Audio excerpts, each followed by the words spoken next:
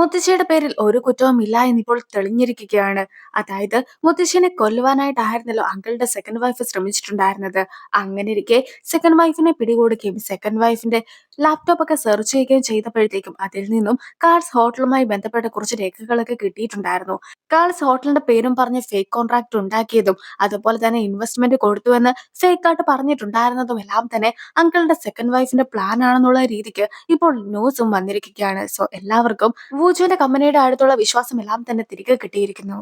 അല്ലെങ്കിൽ തന്നെ എനിക്ക് നമ്മുടെ കമ്പനിയിൽ നല്ല വിശ്വാസം ഉണ്ടായിരുന്നു. ഒരിക്കലും നമ്മുടെ കമ്പനി ഇങ്ങനത്തെ ഒരു ഫേക്ക് കേസിന്റെ പേരിൽ ഒന്നും തന്നെ വീണു പോവുകയില്ല എന്ന് എനിക്ക് അറിയാമായിരുന്നെങ്കിൽ പോലും എന്റെ കൂടെയൊക്കെ ഉള്ള കുറെ ജൂനിയേഴ്സ് ആകട്ടെ അവർ പുതിയ കമ്പനിയിലേക്കുള്ള റെസ്യൂമെ പോലും അയച്ചിട്ടുണ്ടായിരുന്നു എന്നൊക്കെ ഓയും വൂജുവിനോടായിട്ട് സംസാരിക്കുന്നു. പക്ഷെ ശരിക്കും വേറൊരു കമ്പനിയൊക്കെ നോക്കിയിട്ടുണ്ടായിരുന്നത് ഓ തന്നെ ആയിരുന്നല്ലോ. അങ്ങനെയിരിക്കെ ഹാനും ചായും അവിടെ എത്തിയിട്ട് ഓ പറയുന്ന എല്ലാ കാര്യങ്ങളും കേൾക്കുകയാണ്. എന്തായാലും പിന്നീട് അവർ അതൊക്കെ ഒരു തമാശയായിട്ട് എടുത്ത് വർക്കും ചെയ്യുന്നു. അത് കൂടാതെ നമ്മളുടെ അങ്കിളിനും ഇതിൽ പങ്കുണ്ടെന്നുള്ള കാര്യമൊക്കെ ഞാൻ കേട്ടിട്ടുണ്ടായിരുന്നു എന്ന് ടീമിലെ ആൾക്കാരും പറയുകയാണ്. മൊത്തത്തിൽ അവരുടെ കമ്പനിയിൽ അതൊരു സംസാര വിഷയമായിട്ടുണ്ട്. ഇപ്പോൾ വൂച്ചുവിനും പോലീസ് സ്റ്റേഷനിൽ നിന്നും ഒരു കോൾ വരുന്നു. കാൾസ് ഹോട്ടലിന്റെ പ്രതിനിധി എന്ന് പറഞ്ഞിട്ടുണ്ടായിരുന്ന ഡേവിഡുമായിട്ടുള്ള കുറേയധികം ചാറ്റ്സ് ഈ ഒരു അങ്കിളുടെ സെക്കൻഡ് വൈഫിന്റെ കയ്യിൽ നിന്നും കിട്ടിയിട്ടുണ്ട്. അതേസമയം അങ്കിളും സെക്കൻഡ് വൈഫും തമ്മിലുള്ള ഒരു രീതിക്കുള്ള ചാറ്റുകളും കിട്ടിയിട്ടുണ്ടായിരുന്നില്ല. അതുകൊണ്ട് തന്നെ എല്ലാത്തിനും പിന്നില് ഈ ഒരു സെക്കൻഡ് വൈഫ് ആണെന്ന് മാത്രമേ നമുക്ക് കണക്കാക്കുവാനായിട്ട് സാധിക്കുകയുള്ളൂ എന്നും അങ്കിളിനെതിരായിട്ട് തെളിവില്ലാത്തത് കൊണ്ട് തന്നെ ഒരു രീതിക്കും അങ്കിളിനെ അറസ്റ്റ് ചെയ്യുവാനായിട്ട് കഴിയുകയില്ല എന്നും പോലീസും അറിയിക്കുകയാണ്. ഇപ്പോൾ അങ്കിളിന്റെ സെക്കൻഡ് വൈഫിന്റെ കുട്ടീനെ നോക്കുന്നത് മെറിയുടെ സിസ്റ്ററാണ്. അങ്ങനെയിരിക്കെ മെറിയുടെ സിസ്റ്ററും കുട്ടിക്ക് വേണ്ടി ഫുഡൊക്കെ കൊടുക്കുമ്പോഴത്തേക്കും കുട്ടിയും കയ്യിലുണ്ടായിരുന്ന ടോയ്ക്കും ഫുഡൊക്കെ കൊടുക്കുകയാണ്. അത് അവന്റെ ഫേവറേറ്റ് ടോയ് ആണെന്നും പറയുന്നു. ഇപ്പോൾ സെക്കൻഡ് വൈഫിനെ കാണുവാനായിട്ട് അങ്കിളും പോലീസ് സ്റ്റേഷനിലേക്ക് എത്തിയിരിക്കുന്നു.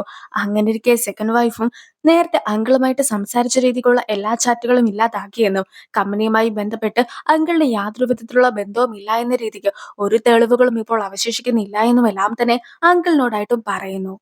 ഞാൻ നിലവിൽ ഒരു അഡ്വക്കേറ്റുമായിട്ട് സംസാരിച്ചിട്ടുണ്ടായിരുന്നു. നിനക്ക് 15 വർഷത്തെ ശിക്ഷ കിട്ടുവാനായിട്ട് സാധ്യതയുണ്ടെന്നാണ് അയാൾ പറഞ്ഞത്. എങ്കിൽ പോലും ഞാൻ നല്ലൊരു അഡ്വക്കേറ്റിനെയൊക്കെ വെച്ചിട്ട് നിന്നെ എത്രയും വേഗം പുറത്തിറക്കുന്നതായിരിക്കുമെന്ന് അങ്കിൾ പറയുമ്പോഴത്തേക്കും അങ്കിൾ എത്രയും വേഗം ഫസ്റ്റ് വൈഫിനെ ഡിവോഴ്സ് ഒക്കെ ചെയ്തതിനു ശേഷം സെക്കൻഡ് വൈഫിന്റെ കുട്ടീനെയുമായിട്ട് യുഎസിലേക്ക് പോയിട്ട് അവിടെ കുട്ടീനെ വളർത്തിക്കോളുമെന്ന ഒരു വിശ്വാസത്തിന്റെ പേരിലൊക്കെ ആയിരുന്നു സെക്കൻഡ് വൈഫും അങ്കിളിനെതിരായിട്ട് ഒന്നും തന്നെ പറയാതെ അങ്കിളുമായി ബന്ധപ്പെട്ട എല്ലാ തെളിവുകളും ഇല്ലാതാക്കിയിട്ടുണ്ടായിരുന്നതും. വൂജും ഇപ്പോൾ അങ്കിളിനെ കാണുവാനായിട്ട് എത്തിയിരിക്കുകയാണ്.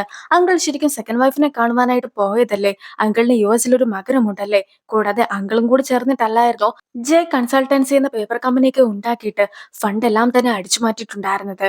അങ്കിൾ ചെയ്ത എല്ലാ കാര്യങ്ങളും എനിക്ക് നന്നായി തന്നെ അറിയാം. ഞാനും ഇതെല്ലാം തന്നെ പുറത്തു കൊണ്ടുവരുന്നതായിരിക്കുമെന്ന് വൂജുവും പറയുന്നു. ശരിക്കും ഞാൻ ഒരു തെറ്റും ചെയ്തിട്ടില്ല. എല്ലാത്തിനും കാരണക്കാരി അവളായിരുന്നു.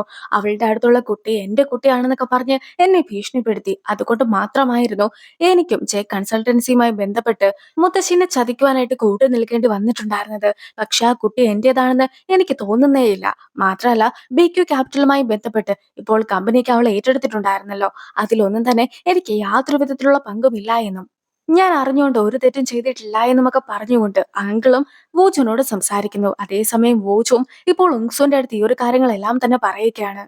അച്ഛൻ പറഞ്ഞ കാര്യങ്ങളെല്ലാം തന്നെ കള്ളമാണെന്നാണ് ഉങ്സു പറയുന്നത്. ഉങ്സുവിന് ഒരു 20 വയസ്സൊക്കെ പ്രായമുണ്ടായിരുന്ന സമയത്ത് അച്ഛൻ ഇതുപോലെ സ്ഥിരമായിട്ട് ഫോൺ കോൾസ് ഒക്കെ ചെയ്യാറുണ്ടായിരുന്നു. അതുകൊണ്ട് തന്നെ സംശയം തോന്നിയ ഞാനും അച്ഛന്റെ കാറിലെ ഡാഷ് ക്യാം ഒക്കെ അടിച്ചു മാറ്റിയിട്ടുണ്ടായിരുന്നു. അതിൽ ഞാൻ കേട്ട കാര്യങ്ങളാണ് ഇതേന്ന് പറഞ്ഞിട്ടായിരുന്നു ഉങ്സു ആ ഒരു ഡീറ്റെയിൽസ് ഒക്കെ വൂജുവിന് കൊടുക്കുന്നത്. അതെല്ലാം തന്നെ കേട്ടു നോക്കിയിട്ടുണ്ടായിരുന്ന വൂജുവിനും അങ്കിൾ വളരെ സോഫ്റ്റ് ആയിട്ടാണ് സെക്കൻഡ് വൈഫിന്റെ അടുത്ത് സംസാരിക്കുന്നതെന്ന് മനസ്സിലാവുകയാണ്. അതല്ലാതെ സെക്കൻഡ് വൈഫ് ഭീഷണിപ്പെടുത്തുന്ന രീതിക്കുള്ള ഒരു മറുപടിയൊന്നും ആയിരുന്നില്ല അങ്കിളുടെ ഭാഗത്ത് നിന്ന് കൊടുത്തിട്ടുണ്ടായിരുന്നത്. പക്ഷെ ഈ ഒരു കാര്യങ്ങളൊക്കെ തന്നെ വെച്ചിട്ട് ഒരിക്കലും അങ്കിളിനെതിരായിട്ട് തെളിവുണ്ടാക്കുവാനായിട്ട് സാധിക്കുകയില്ല എന്ന് മനസ്സിലാക്കിയ അവനും ഇപ്പോൾ സെക്കൻഡ് വൈഫിനെ കാണുവാനായിട്ട് പോകുന്നു. നിങ്ങൾ എന്തിനാണ് എന്റെ മുത്തശ്ശിനെ കൊല്ലുവാനായിട്ട് ശ്രമിച്ചത്? നിങ്ങളും അങ്കിളും തമ്മിലുള്ള ബന്ധമൊക്കെ മുത്തശ്ശി അറിഞ്ഞത് കൊണ്ടാണോ എന്നൊരു ചോദ്യം പൂജ ചോദിക്കുമ്പോഴത്തേക്കും സെക്കൻഡ് വൈഫും തനിക്ക് അങ്കിളിനെ അറിയുകയില്ല എന്ന രീതിക്കൊക്കെയാണ് സംസാരിക്കുന്നത്. പക്ഷേ അങ്കിളിനെ ഭീഷണിപ്പെടുത്തിയത് കൊണ്ട് മാത്രമാണ് അങ്കിളും സെക്കൻഡ് വൈഫിന്റെ കൂടെ നിന്നിട്ടുണ്ടായിരുന്നതെന്നും സെക്കൻഡ് വൈഫിന്റെ കയ്യിലുള്ള കുട്ടി തന്റേതാണെന്ന് പോലും തനിക്ക് തോന്നുന്നില്ല എന്നുമെല്ലാം തന്നെ അങ്കിൾ ബൂജുവിന്റെ അടുത്ത് പറഞ്ഞ കാര്യങ്ങളെല്ലാം ബൂജുവും റെക്കോർഡ് ചെയ്തിട്ടുണ്ടായിരുന്നു. ഇപ്പോൾ അതും അവളെ കേൾപ്പിച്ചു കൊടുക്കുന്നു. നിങ്ങൾ ആർക്ക് വേണ്ടിയാണോ ഇപ്പോൾ ജയിലിൽ കിടക്കുന്നത്? ആ ഒരു വ്യക്തി നിങ്ങളെയും നിങ്ങളുടെ കുഞ്ഞിനെ ഉപേക്ഷിക്കുവാനായിട്ടാണ് ശ്രമിക്കുന്നത്. ഇനിയും അവനെ പ്രൊട്ടക്ട് ചെയ്യേണ്ട കാര്യമുണ്ടോ എന്ന് ബൂജുവും അവളുടെ അടുത്തായിട്ട് ചോദിക്കുന്നു. ഇപ്പോൾ അങ്കിളുടെ സെക്കൻഡ് വൈഫ് സത്യങ്ങളൊക്കെ പറയുവാനായിട്ട് തയ്യാറായിരുന്നു. തന്റെ കുഞ്ഞിന്റെ സേഫ്റ്റി മാത്രമായിരുന്നു അവളുടെ ലക്ഷ്യം. അങ്ങനെയിരിക്കെ തന്റെ കയ്യിൽ എല്ലാ തെളിവുകളും ഉണ്ട് എന്നും അതെവിടെയാണ് വെച്ചിട്ടുള്ളതെന്നും വൂജുവിന്റെ അടുത്തായിട്ടും അവൾ പറയുന്നു. അതേപോലെ തന്നെ നിനക്ക് ഒറ്റയ്ക്ക് രക്ഷപ്പെടുവാനായിട്ട് സാധിക്കുകയില്ല. നീ എന്നെ രക്ഷപ്പെടുത്തിയാൽ മതിയാകൂ. ഞാൻ കമ്പനിയുമായി ബന്ധപ്പെട്ട തെളിവുകൾ മാത്രമേ ഇല്ലാതാക്കിയിട്ടുള്ളൂ. അതല്ലാതെ നമ്മൾ ചേർന്ന് പ്ലാൻ ചെയ്ത പല കാര്യങ്ങളുടെയും തെളിവുകൾ എന്റെ കയ്യിൽ ഇപ്പോഴും ഉണ്ട് എന്ന് സെക്കൻഡ് വൈഫും അങ്കിളിന്റെ അടുത്തായിട്ട് പറഞ്ഞിട്ടുണ്ടായിരുന്നു. അങ്കിളും അതൊക്കെ ഓർത്തിട്ട് ഇപ്പോൾ അത് എവിടെയായിരിക്കും ഉണ്ടായിരിക്കുക എന്നൊക്കെ അന്വേഷിച്ചു പോവുകയാണ്. അങ്കിളും സെക്കൻഡ് വൈഫ് താമസിച്ചിട്ടുണ്ടായിരുന്ന വീട്ടിലൊക്കെ പോയിട്ട് മൊത്തത്തിൽ അരിച്ചു പെറുക്കി നോക്കുന്നു. പക്ഷെ അവിടെ ഒന്നും തന്നെ ഒരു തെളിവുകളും കണ്ടെത്തുവാനായിട്ട് അങ്കിളിനും സാധിച്ചിട്ടുണ്ടായിരുന്നില്ല.